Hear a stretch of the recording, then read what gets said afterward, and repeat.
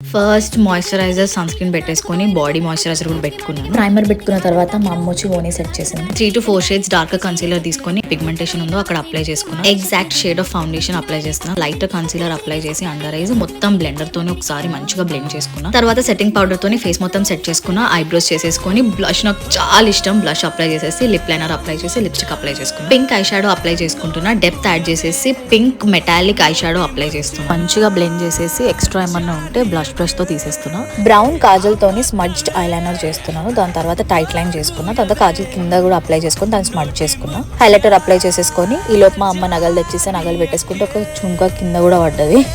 మళ్ళీ blush apply చేసుకుంటున్నాను, ఎందుకంటే నాకు బ్లష్ చాలా ఇష్టం. దాని తర్వాత కాంటోర్ అప్లై చేసేసుకొని కాంటోర్ కూడా బ్లెండ్ చేసేసుకుంటున్నా.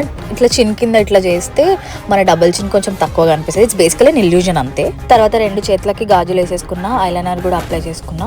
దాని తర్వాత 2 లేయర్స్ ఆఫ్ మస్కారా అప్లై చేసేసుకున్నా. కొంచెం డార్క్ పింక్ లిప్ లైనర్ కూడా అప్లై చేసేసిన. నాకు ఎందుకు కొంచెం డార్క్ పెట్టాలనిపించింది లిప్స్టిక్. కదా నా ఫేవరెట్ హెయిర్ స్టైల్ వేసేసుకున్నా. నాకు ఈ హెయిర్ స్టైల్ ఎంత ఇష్టమో. క్యూట్ గా బొట్టు పెట్టేసుకొని పర్ఫ్యూమ్ కూడా వేసేసుకున్నా. మా డాడీ అప్పటికి లిమ్మా లేట్ అవుతుంది అని వదిలితే ఇంకా కిందకి వెళ్ళిపోయినా. ఇంకా చెప్పులు వేసేసుకొని వెళ్ళిపోయినా.